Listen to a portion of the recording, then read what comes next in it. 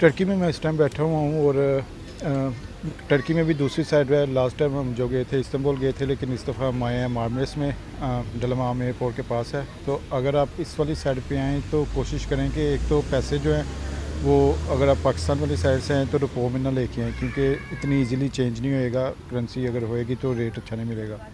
Pound लें पाकिस्तान से या यूरो लें, वो यहाँ पे हर शॉप पे चल जाते हैं, आपको चेंज करवाने की भी ज़रूरत नहीं है। और अगर करवाने भी पड़ेंगे तो हर जगह इजीली हो जाते हैं। दूसरा, अगर इस साइड पे आएँ तो बारगेनिंग आपने हमेशा करनी है और बहुत ज़्यादा करनी है। पठानों वाला हिसाब है, अगर आप कोई चीज़ कहता है आपको कि 10,000 की है और तो आपने उसको 500 कहना है।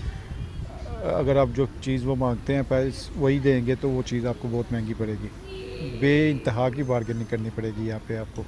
उसके बिना जो है वो, आप जितना भी बजट आप सोच के लाएंगे कि मेरा 10 दिन का बजट है, वो शायद आपका एक दिन में ख़त्म हो जाएगा। खाना बहुत महंगा है, होटल्स बहुत महंगे हैं, टैक्सी तो इंतहा की महंगी है।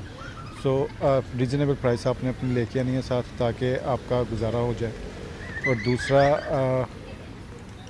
खाने का आपको थोड़ा सा उस सेंस में मसला होएगा कि आप, अगर आपको आदत है कि अपने अपने वाले ही खाने खाने हैं, तो वो आपको बहुत कम ऑप्शन यहाँ पे मिलेगी। आपको यहाँ पे गोरो वाले मिलेंगे या इनके अपने जो टर्किश फूड है वो मिलेगा, जो कि थोड़ा सा ब्लैंड होता है। आपको उसमें वो वाले नमक मिर्च मसाले नहीं मिलेंगे।